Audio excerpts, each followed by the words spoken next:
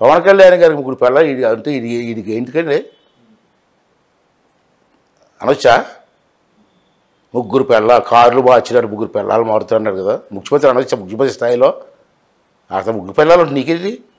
మీ తాతకి 2 పిల్లలు, మీ నాన్నకి కూడా ఒక పిల్ల ఉంది నాకు తెలుసు, మీ చెల్లికి 2 మొగుళ్ళు, నీ ఇంట్లో పెట్టుకొని అందరూ అంటారు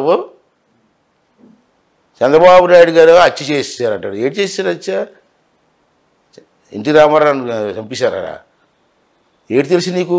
నువ్వు అప్పుడు ఎక్కడ ఉన్నావు నువ్వు అంటే నువ్వు అనే వచ్చా ముఖ్యమంత్రి హోదాలో నేను అనకూడదా? చెత్త మీద పన్ను వేసిన వాళ్ళు చెత్త నా కొడుకు అంటే బూతుమాట అది ఏమన్నా? నువ్వు చెత్త మీద పన్ను వేసావు కదా, మున్సిపాలిటీ లేదు కదా, చెత్త మీద పన్ను వేసిన వాళ్ళు చెత్త నా కొడుకు అన్నాను, అది బూతుమాట. అది నా కొడుకు అన్నాను. నా కొడుకు అంటే అర్థమేంటి? బూతుమాట అన్నాడు. ఇంగ్లీష్లో ట్రాన్స్లేట్ చేద్దాన్ని.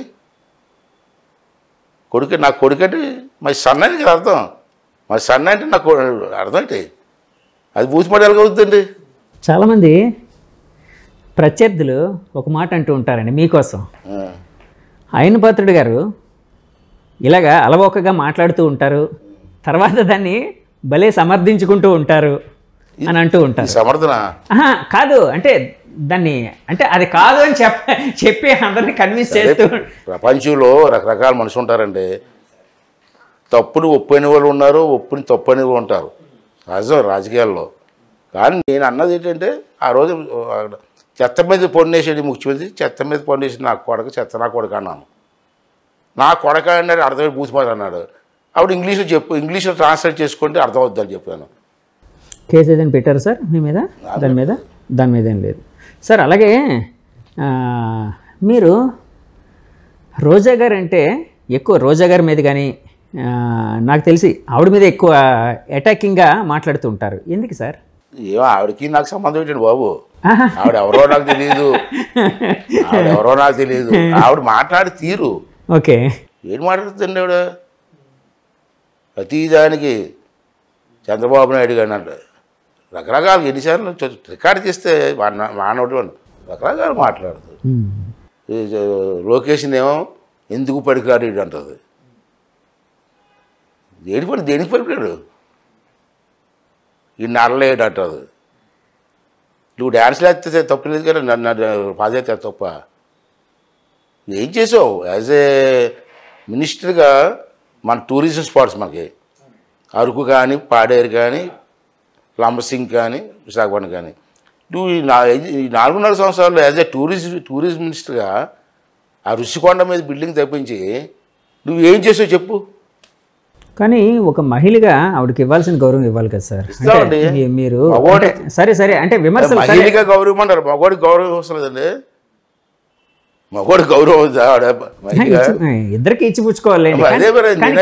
అలా కాదు సార్. అంటే నేను అనేది మన సనాతన ధర్మంలో మన భారతదేశంలో మహిళలకి కొంత ఎక్కువ రెస్పెక్ట్ కానీ లేకపోతే ప్రాధాన్యత కానీ ఒక ఇది ఇస్తూ ఉంటారు. ఇప్పుడు అన్నగారు ఎన్టీఆర్ గారు మహిళలకి బస్సులో సీట్లు అన్నారు, ఏమన్నారు, మహిళల కోసం రకరకాల పథకాలు ప్రవేశపెట్టారన్నారు కదండి. ఆ పార్టీ నుంచి వచ్చారు కదండి మీరు. సో మహిళలను రెస్పెక్ట్ చేయడం అనేది ఇంకా ఎక్కువ ఉంటుంది కదా వేరే వాళ్ళతో పోలిస్తే. సనాతన ధర్మం చెప్పండి అన్నారు కదా, సనాతన ధర్మం ఇప్పుడు అన్నారు కదా. సనాతన ధర్మం గురించి ఆలోచిస్తే మగవాడికి గౌరవం ఇవ్వాలి, మగవాడేమో భార్యకి ఇవ్వాల్సిన గౌరవం మహిళకి ఇవ్వాలి. నువ్వెక్కడికి గౌరవిస్తున్నావు? ప్రతి వాడిని అరే ఒరే అంటావు. చూడండి ఒకసారి ఆవిడ క్లిప్పింగ్స్ చూస్తే ఎంత నీచంగా మాట్లాడుతుంది. నన్ను రేపు చేస్తావా? రేపు చేసి ధైర్యం ఉందా నీకు అంటుంది ఆవిడ. మొన్న ఒక ఆడది అలాగనొచ్చండి, ఎదురుకుండా మగవాడికి పౌరుషం రాదండి. అంతా మారిపోవడం ఉంది. ఒకసారి వెరిఫై చేయండి మీరు చూడండి సార్. నన్ను రేపు చేస్తారా? నన్ను రేపు చేసి ధైర్యం ఉందా నీకు? రా రేపు చేయి. ఆయన ఒక ఆడది అందులో మినిస్టర్గా ఉన్న ఒక లేడీ మాట్లాడితే అది ధర్మం అంటారండి, అది సంస్కారం అంటారు? చెప్పండి, మీరే చెప్పండి. సో అందుకని చెప్పి మీరు కూడా అటాకింగ్గా అందుకని కాదు, అందరినీ ఎవరిని వదులుతున్నావు? చంద్రబాబు నాయుడు తిడతావు, భువనేశ్వర్ని ఎన్ని బూత్ మాట్లాడింది నేను అన్నది చూడండి, రికార్డు చూడండి. ఆఖరికి లోకేష్ భార్య అని. అదే సంస్కారం ఉండదు సార్. ఇప్పుడు ఇలాంటివి అంటే ఆ వేడిలోని అంటే అటాకింగ్గా మాట్లాడుకోవడం వరకు బాగానే ఉంటాయి సార్. కానీ ఒకసారి కొంత కాలం తర్వాత దాన్ని చూసుకుంటే అంటే ఇలాంటి పరిస్థితుల్లో మనం మాట్లాడాల్సి వచ్చిందా అని రాజకీయ నాయకులు కూడా ఫీల్ అవుతారేమో, ఏమో అయ్యే అవకాశం ఉండొచ్చేమో. కొంతమంది ఫీల్ అవుతారు, లేదు నాకైతే తెలీదు.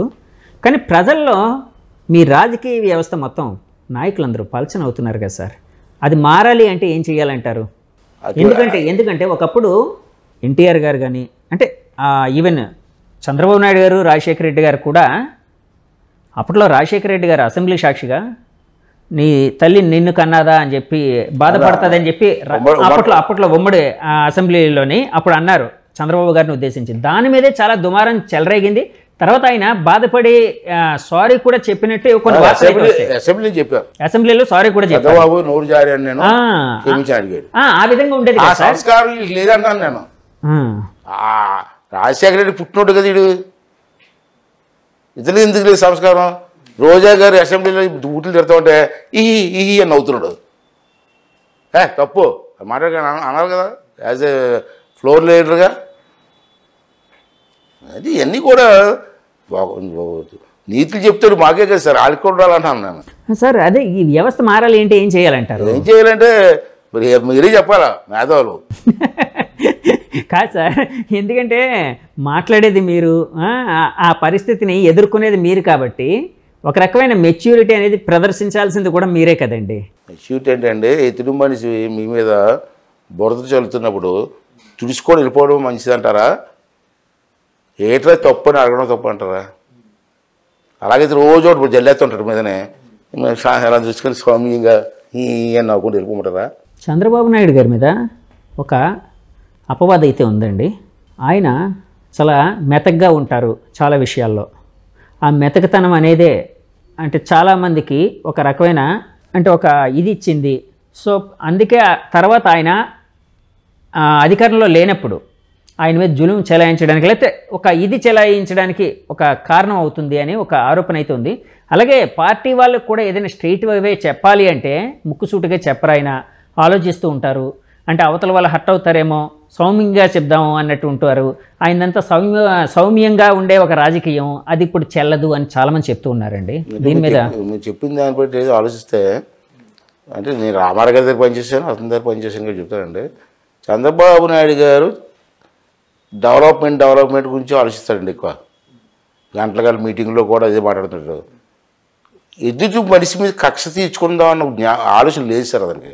ఓకే, చాలాసార్లు చెప్పాను ఆ ఎస్పీ బాగోలేదండి, కలెక్టర్ బాగోలేదంటే చెప్పుదు తొందరపడకు అంటాడు. కానీ ఇప్పుడు జగన్మోహన్ రెడ్డి చూడండి, ఎస్పీ బాగోలేదంటే పోమన్నాడు, సెలబ్రిటీ పోమంటున్నాడు.